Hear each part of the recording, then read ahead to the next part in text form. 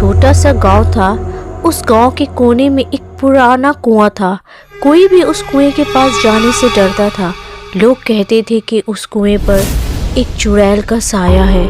जो भी उस कुआं के पास गया वो कभी वापस नहीं आया। ये कहानी एक छोटे से लड़के अर्जुन जो सिर्फ 12 साल का था और उसकी बहन रानी जो सिर्फ 14 साल की थी है। दोनों अपनी नानी के घर आए थे गर्मी की छुट्टियां बिताने। एक रात रानी की नींद अचानक किसी की आवाज से खुल गई। जब वो उठकर गई तो उसने देखा कि उसकी नानी कुछ लोगों के साथ बात कर रही थी। रानी चुपके से उन लोगों की बात सुनने लगी। वो लोग कह रहे थे, अरे अम्मा, आज फिर एक बच्चा गायब हो गया। जरूर उसी चुड़ैल ने उस बच्चे को कुएं में खींच लिया होगा। अच्छा, हमें कुछ करना चाहिए। आखिर कब तक वो इस गांव के लोगों को इस तरह मारती रहेगी? हमें वो कुआं बंद कर देना चाहिए। अरे काकी, वो सब तो ठीक है, लेकिन उस कुएं के पास जाएगा कौन?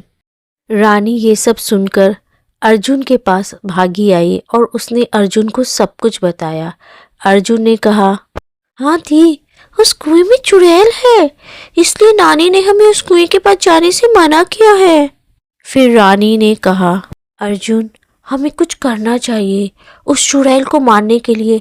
ये बेचारे गांव वाले बहुत परेशान हैं। लेकिन दी, हम क्या कर सकते हैं? हम दोनों तो अभी छोटे हैं। अर्जुन, हम छोटे हैं तो क्या हुआ? हर जंग ताकत से नहीं जीती जाती, दिमाग से भी जीती जा सकती है। ठीक है दी, मैं तुम्हारे साथ हूँ। हम दोनों मिलकर उस चुड़ैल को खत्म कर देंगे। अगले दिन दोनों चुपके से गांव के लोगों से कुआं के बारे में पूछने लगे। एक बूढ़ी औरत ने उन्हें बताया, वो कुआं शापित है। सदियों पहले एक औरत को उसके पति ने धोखा दिया और उसने अपनी जान उसी कुएं में कूद कर दी थी। तब से कहा जाता है उस औरत का साया उस कुएं पर है। वो हर साल एक बच्चे ले जाती है। अर्जुन और रानी ने फैसला किया कि वो रात को कुएं के पास जाएंगे और पता लगाएंगे सच क्या है। रात जब उन लोगों की नानी सो गई तो दोनों हाथ में मशाल लेकर निकल गए। कुएं के पास जाते ही रानी को ऐसा लगा जैसे कोई उन्हें देख रहा हो।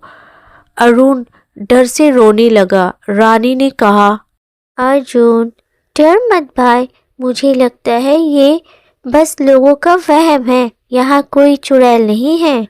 ये कहकर रानी ने जैसे ही कुआं के अंदर झांका, कुआं बहुत गहरा था। अंदर से एक आवाज आई, तुम यहाँ क्यों आए हो? दोनों बहुत डर गए, लेकिन दोनों ने फैसला कर लिया था कि वो चुड़ैल का सामना करेंगे और इस गांव के लोगों को उस चुड़ैल से बचाएंगे। इसलिए दोनों हिम्मत करके वहां खड़े रहे। अचानक से एक औरत सफेद साड़ी में कुएं के अंदर से निकली। उसने एक डरावनी हंसी के साथ कहा, तुम दोनों मेरा शिकार बनने खुद ब खुद यहाँ चले आए। अब मैं तुम दोनों का खून पीकर अपना प्यास बुझाऊंगी। रानी बोली, इस गांव के लोगों ने तुम्हारा क्या बिगाड़ा है? तुम यहाँ सब लोगों को क्यों मार रही हो? मैंने भी तो अपने पति का कुछ नहीं बिगाड़ा था, फिर भी उसने मुझे धोखा दिया। अब मैं हर इंसान से अपनी मौत का बदला लूंगी। उसने रानी से कहा, पहले मैं तुम्हारा खून पीऊंगी, फिर तुम्हारे भाई का। ये कहकर चुड़ैल रानी की तरफ बढ़ने लगी। अर्जुन बहुत डर गया था। उसकी समझ में नहीं आ रहा था कि वो क्या करे। तभी रानी ने कहा, अर्जुन, जल्दी से वो माला निकालो जो पंडित जी ने दिया था। अर्जुन ने अपनी जेब से एक छोटी सी माला निकाली जो उन लोगों को पंडित जी ने दिया था। अर्जुन, उस माला को चुड़ैल के ऊपर फेंको, जल्दी करो। अर्जुन, फेंको।